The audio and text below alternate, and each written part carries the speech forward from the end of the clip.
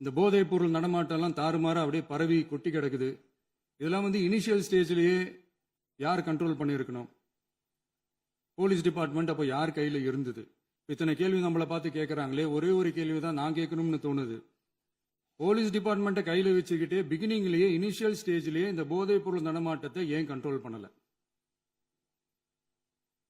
மனசாட்சி உள்ளவங்க இந்த பிரச்சனையெல்லாம் ஏன் நடக்குதுன்றது அவங்களுக்கே நல்லா தெரியும். இன்னைக்கு சட்டம் ஒழுங்கை பத்தி கேள்வி கேட்கக்கூடாதா அப்படின்னா தாராளமா கேட்கலாம். இது ஜனநாயக அரசு, மன்னராட்சியெல்லாம் கிடையாது, மனசாட்சி உள்ள மக்களாட்சி. அதனால கேள்வி கேட்கலாம், எல்லாருக்கும் எல்லா உரிமையும் உண்டு. விமர்சனம் செய்யலாம், எல்லாருக்கும் எல்லா உரிமையும் உண்டு. ஆனா நம்ம ஆட்சியில் என்ன நடவடிக்கைகள் எடுத்திருக்கோன்றது தெரிஞ்சுக்கிட்டு அதுக்கேற்ற மாதிரி ஒரு நடுநிலையா பேசுனீங்கன்னா கொஞ்சம் நல்லா இருக்கும்.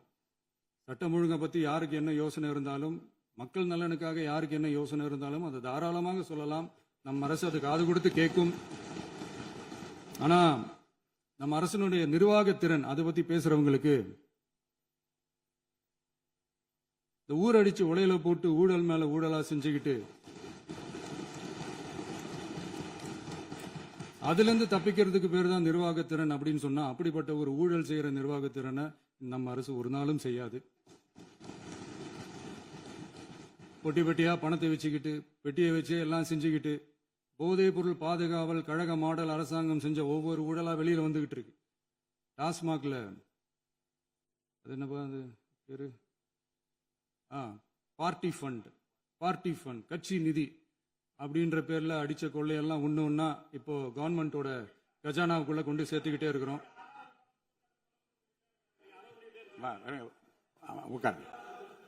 மாண்புமிகு முதல்வர்கள் பதிலுரைக்கு பிறகு பதிலுரைக்கு பிறகு நேரம் தரேன். அப்ப பேசட்டும், அவங்க பேசட்டும், அவங்கள பேச அனுமதி.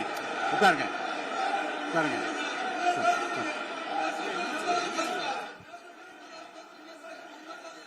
மாண்புமிகு அலோவ் பண்றேன் உட்காருங்க.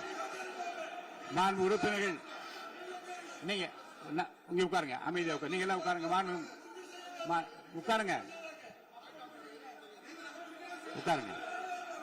மாண்புமிகு நீங்க எல்லாரும் உட்காருங்க. அமைதியா உட்காருங்க. இருங்க, உட்காருங்க. அப்புறம் நீங்க என்ன உட்காருங்க. நான் கொடுப்பேன், உட்காருங்க. நான் பாயிண்ட் ஆஃப் ஆர்டர் கொடுங்க, நான் கொடுக்கிறேன். உட்காருங்க.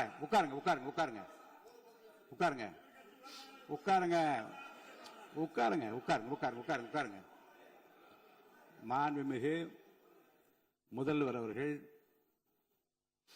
கோர்வையாக நிதானமாக சொல்லிக்கொண்டே இருக்கிறார். நீங்க குறிப்பெடுத்து வைத்துக் கொள்ளுங்கள்.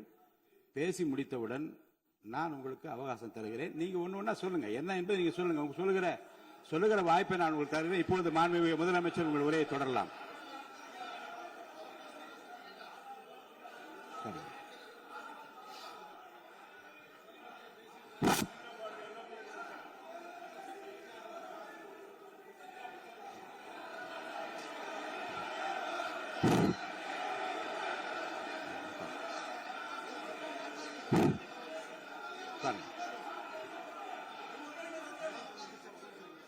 நான் எழுந்த பிறகு உட்கார்றதுதான் முறை. உட்காருங்க, எல்லாரும் உட்காருங்க. தேசிய உட்கார்.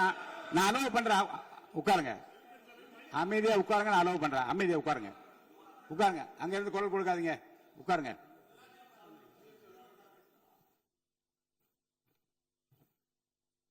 இனிமையான இந்த விவாதத்தில் இதுவரை குறுக்கீடுகள் இல்லாமல்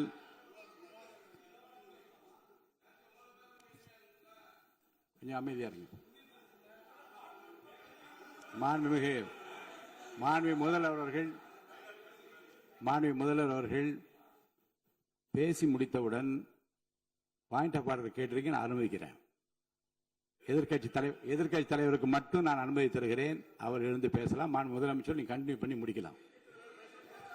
நீ எல்லாரும் எழுந்துச்சீங்கன்னா சரி வராது. உட்காருங்க. நான் சொல்லியிருக்கேன். உட்காருங்க.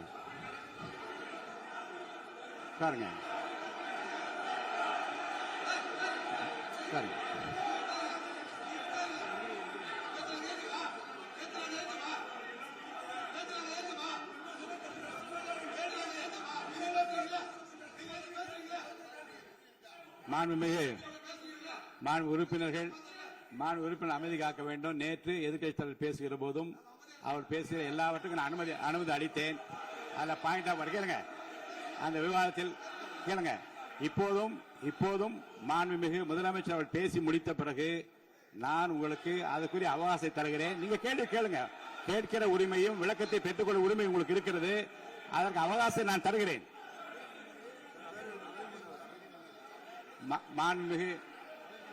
மாண்புமிகு உறுப்பினர் அமருங்க. நான் என் தீர்ப்பை சொல்லுகிறேன். மாண்புமிகு முதலமைச்சர் அவர்கள் பேசி முடித்தவுடன் எதிர்க்கட்சி தலைவருக்கு அந்த வாய்ப்பை நான் தருகிறேன். நிச்சயமா அந்த கேள்வி கேட்கலாம். உட்காருங்க எல்லாரும்.